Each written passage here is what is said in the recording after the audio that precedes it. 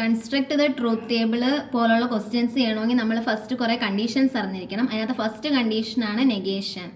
അപ്പം negation P എന്ന് പറയുന്നത് ട്രൂ ആകുവാണെങ്കിൽ നെഗേഷൻ ബി എന്തായിരിക്കും? ഫോൾസ് ആയിരിക്കും. അതായത് പി എന്ന് പറയുന്നത് ട്രൂ ആണെങ്കിൽ പിയുടെ നെഗേഷൻ എന്ന് പറയുമ്പോൾ പി എന്താണോ അതിൻ്റെ നേരെ ഓപ്പോസിറ്റ് ആയിരിക്കണം. അപ്പോൾ പി ട്രൂ ആണെങ്കിൽ നെഗേഷൻ ബി എന്തായിരിക്കും? ഫോൾസ് ആയിരിക്കും. അപ്പോൾ പി ഫോൾസ് ആണെങ്കിൽ നെഗേഷൻ ബി എന്തായിരിക്കും? ട്രൂ ആയിരിക്കും. ഇനി നെക്സ്റ്റ് കണ്ടീഷൻ എന്ന് പറയുന്നത് കൺജങ്ഷൻ. അതായത് കൺജങ്ഷൻ ആണ് നമ്മൾ പറയാൻ പോകുന്നത്. അതായത് ഇന്റർസെക്ഷൻ ആണ് അവിടുത്തെ സിമ്പിൾ എന്ന് പറയുന്നത്. ആൻഡ് ഇന്റർസെക്ഷൻ നമ്മൾ ഫസ്റ്റ് ടോപ്പിക്കിനകത്ത് നമ്മൾ പറഞ്ഞിട്ടുണ്ടായിരുന്നു. ഇന്റർസെക്ഷനെ നമ്മൾ ആൻഡ് കൊണ്ട് യൂസ് ചെയ്യും, യൂണിയന ഓർ കൊണ്ട്. അപ്പം ആൻഡ് എന്ന് പറയുന്നത് ഇന്റർസെക്ഷൻ ഉപയോഗിച്ചാണ് നമ്മൾ പറയുന്നത്.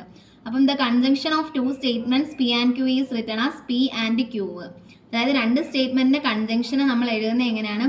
പിയും ക്യൂ ആണ് ആ രണ്ട് സ്റ്റേറ്റ്മെന്റ് എങ്കിൽ നമ്മൾ അതിന് റിട്ടേൺ ചെയ്യുന്നത് പി ആൻഡ് ക്യൂ എന്നാണ് റിട്ടേൺ ചെയ്യുന്നത്.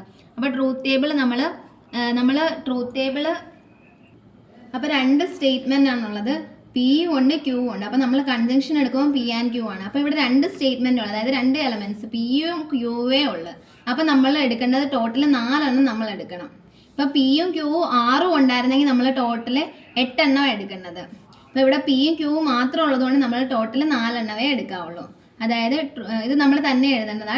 പിയുടെ ഫസ്റ്റ് ഇത് ട്രൂവും വരും, പിന്നെ ഫോൾസ്. ക്യൂ വരുമ്പം ട്രൂ ഫോൾസ്. ഇത് നമ്മൾ തന്നെ മനസ്സിലാക്കി വെക്കേണ്ടത് കേട്ടോ. പിയുടെ ഫസ്റ്റ് 2 ട്രൂ വരും, പിന്നെ 2 ഫോൾസ്. ക്യൂ ആണെങ്കിൽ എന്താണ്? True false. പിന്നെ നമ്മൾ പി ആൻഡ് ക്യൂ എഴുതണം. പി ആൻഡ് ക്യൂ എഴുതുമ്പം ഇന്റർസെക്ഷനാണ്. അതായത് രണ്ടും പി ആൻഡ് ക്യൂ എന്ന് പറയുമ്പോൾ നമ്മൾ രണ്ടാമത്തെ കോമൺ ആ ഒരു രീതിയിൽ ചിന്തിക്കണം. അപ്പോൾ പി ആൻഡ് ക്യൂ വരുമ്പം രണ്ടും ട്രൂ ആണെങ്കിൽ ട്രൂ.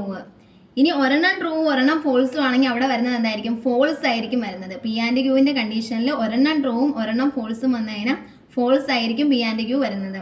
ഇനി ഇതുപോലെ തന്നെ പിയും ക്യൂവും വീണ്ടും ഫോൾസും ട്രൂ, അപ്പം ഫോൾസ് വരും. വീണ്ടും ഫോൾസും ആകുമ്പോൾ ഫോൾസ് വരും. അപ്പോൾ ആകെ ഒരു ട്രൂ കണ്ടീഷനുള്ള പി ആൻഡ് ക്യൂവിനകത്ത്. പിയും ക്യൂവും ട്രൂ ആണെങ്കിൽ പി ആൻഡ് ക്യൂ എന്തായിരിക്കും? ട്രൂ ആയിരിക്കും. ബാക്കി എന്ത് വന്നാലും പി ആൻഡ് ക്യൂ എന്തായിരിക്കും? ഫോൾസ് ആയിരിക്കും. ഇനി നെക്സ്റ്റ് ഡിസ്ജങ്ഷൻ അല്ലെങ്കിൽ നമ്മൾ എന്ത് പറയുന്നത്? ഓർ അല്ലെങ്കിൽ യൂണിയൻ എന്നാണ് പറയുന്നത്. The disjunction of two statements p and q is p union q. അതായത് രണ്ട് സ്റ്റേറ്റ്മെന്റിന്റെ ഡിസ്ജങ്ഷൻ എന്ന് പറയുന്നത് എന്താണ്? പി യൂണിയൻ ക്യൂ എന്ന് പറയുന്നത്. അന്നേരം ഇവിടെ നമ്മൾ നേരത്തെ എടുത്ത പോലെ എടുക്കണം. പിയിൽ ആദ്യത്തെ 2 എലമെന്റ്സ് ട്രൂ, അടുത്ത 2 എലമെന്റ്സ് ഫോൾസ്. ക്യൂവിനകത്ത് ആദ്യത്തത് ട്രൂ ഫോൾസ്. അപ്പോൾ പി യൂണിയൻ ക്യൂ എന്ത് വരും? പി യൂണിയൻ ക്യൂ ആണ്. നമ്മൾ മൊത്തത്തിലുള്ളതാണ് നമ്മൾ നോക്കുന്നത്. അപ്പം ട്രൂവും ട്രൂ വരും. ട്രൂവും ഫോൾസും ആണെങ്കിലും യൂണിയൻ അല്ലേ നമ്മൾ എടുക്കുന്നത്. അപ്പോൾ എന്ത് വരും? ട്രൂവും ഫോൾസും കൂടി ആകുമ്പോഴും ട്രൂ വരും. ഫോൾസും ട്രൂ ആണെങ്കിലും ട്രൂ വരും. ഫോൾസും വരുമ്പോൾ ഫോൾസ് വരും. അപ്പോൾ പി യൂണിയൻ ക്യൂവിനകത്ത് ആകെ ഒന്ന് മാത്രമേ ഫോൾസ് ആകുന്നുള്ളൂ. ബാക്കി എല്ലാം എന്താണ്? ട്രൂ ആണ്. ഫോൾസും വരുമ്പോൾ മാത്രം ഫോൾസ് ആകുന്നത്. യൂണിയൻ ആയതുകൊണ്ട് ട്രൂവും ട്രൂ ആവും. ട്രൂ ഫോൾസ് വന്നാലും ഫോൾസ് ട്രൂ വന്നാലും എന്തായിരിക്കും നമുക്ക് കിട്ടുന്നത്? പി യൂണിയൻ ക്യൂവിനകത്ത് ട്രൂ ആയിരിക്കും കിട്ടുന്നത്. അടുത്തത് കണ്ടീഷണൽ സ്റ്റേറ്റ്മെന്റ് ആണ്. കണ്ടീഷണൽ സ്റ്റേറ്റ്മെന്റ് അത് നമ്മൾ ഇതുപോലെ പി ക്യൂ കണ്ടീഷണൽ സ്റ്റേറ്റ്മെന്റിനെ കാണിക്കുന്നതാണ് പി ടു ക്യൂ. അപ്പം നേരത്തെ പോലെ തന്നെ പി ക്യൂ നമ്മൾ എടുക്കണം. True false true false. എന്നിട്ട് പി ടു ക്യൂവിനകത്ത് ട്രൂവും വരുവാണെങ്കിൽ എന്താണ്? ട്രൂ ആണ്. അതുപോലെ തന്നെ ഫോൾസും വരുവാണെങ്കിലും ട്രൂ ആണ്. അത് ശ്രദ്ധിക്കണം. ട്രൂവും വന്നു കഴിഞ്ഞാൽ ട്രൂ ആണ്. ഫോൾസും വന്നാലും ട്രൂ ആണ്. ഇനി ട്രൂവും ഫോൾസും ആണ് വരുന്നതെങ്കിൽ എന്താണ്? ഫോൾസ് ആണ് പി ടു ക്യൂ വരുന്നത്. എന്നാൽ ഫോൾസും ട്രൂവും ആണ് വരുന്നതെങ്കിൽ ട്രൂ. അപ്പോൾ അത് ശ്രദ്ധിച്ചാൽ മതി. ഇതിനകത്ത് ആകെ ഒരെണ്ണം മാത്രമേ ഫോൾസ് ആകുന്നുള്ളൂ, ട്രൂവും ഫോൾസും. ഈ ഫോൾസിനടുത്ത് തന്നെ ഈ ഫോൾസ് വരുന്നത്. ബാക്കി ഇവിടെ ഫോൾസും ട്രൂവും. ഈ ട്രൂ അല്ലേ ഇതിനടുത്ത് വന്നേക്കുന്നത്. അപ്പം ഇവിടെയും ട്രൂ ആകുന്നത്. ആ ഒരു രീതിയിൽ എങ്കിലും ലോജിക്ക് അല്ലാതെ മനസ്സിലാവാത്തവർ ആ രീതിയിലെങ്കിലും ലോജിക്ക് മനസ്സിലാക്കണം. അപ്പോൾ ട്രൂവും ട്രൂ ആയി. ട്രൂവും ഫോൾസും വന്നപ്പം ഫോൾസും ട്രൂവും വന്നപ്പം ഇവിടെ ട്രൂ വന്ന്, ഫോൾസും ആയപ്പം ട്രൂ. അപ്പോൾ ഇവിടെ ട്രൂവും ഫോൾസും മാത്രമേ ഫോൾസ് ആകുന്നുള്ളൂ. ഇനി ബൈ കണ്ടീഷണൽ സ്റ്റേറ്റ്മെന്റ് ആണ്. ബൈ കണ്ടീഷണൽ എന്ന് പറയുമ്പോൾ ആരോ അങ്ങോട്ടും ഇങ്ങോട്ടും വരും. അതാണ് ബൈ കണ്ടീഷണലും കണ്ടീഷണലും തമ്മിലുള്ള വ്യത്യാസം. P and q are any two statement p to q which is read it as p if and only if q. ഇതിനെ വായിക്കേണ്ടത് എങ്ങനെയാണ്? P if and only if q. അങ്ങനെ വേണം ഇതിനെ വായിക്കാൻ വേണ്ടിയിട്ട്. അപ്പോൾ പി നേരത്തെ പോലെ എടുത്ത് ക്യൂ എടുത്ത്. ഇനി p if and only if q എന്ത് വരും?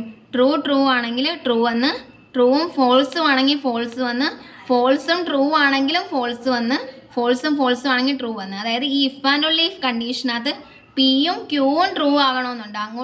അങ്ങോട്ടും ഇങ്ങോട്ടും ട്രൂ ആവണമെന്നുണ്ട്. അപ്പോൾ ഇവിടെ രണ്ടും ട്രൂ ആയതുകൊണ്ട് നമുക്ക് ട്രൂ എന്ന് കിട്ടി. ഇവിടെ ഒന്ന് ട്രൂ ഒന്ന് ഫോൾസും രണ്ടും അങ്ങോട്ടും ഇങ്ങോട്ടും ട്രൂ ആയിട്ട് കിട്ടുന്നില്ല, ഒരുപോലെ എലമെൻറ്റ് കിട്ടുന്നില്ല. അപ്പം എന്താണ് ഫോൾസ് വന്ന്. അതുപോലെ ഇവിടെ അതുപോലെ തന്നെ ഫോൾസും ട്രൂവും വന്ന് രണ്ടും അങ്ങോട്ടും ഇങ്ങോട്ടും സാറ്റിസ്ഫൈ ചെയ്യുന്നില്ല. അപ്പോൾ ഇവിടെയും ഫോൾസ് വന്ന് ഫോൾസും രണ്ടും സെയിം ആയപ്പോൾ എന്ത് വന്ന് ട്രൂ വന്ന്. അതാണ് ബൈ കണ്ടീഷണൽ സ്റ്റേറ്റ്മെൻറ്റ്. ഇനി ഇത്രയും നമ്മൾ പറഞ്ഞ ഇത്രയും കണ്ടീഷൻസ് നല്ലപോലെ മനസ്സിലാക്കിയാലാണ് നമുക്കിനി കൺസ്ട്രക്ട് ദ ട്രൂത്ത് ടേബിളിൻ്റെ ക്വസ്റ്റ്യൻസ് നല്ലപോലെ ചെയ്യാൻ പറ്റുന്നത്.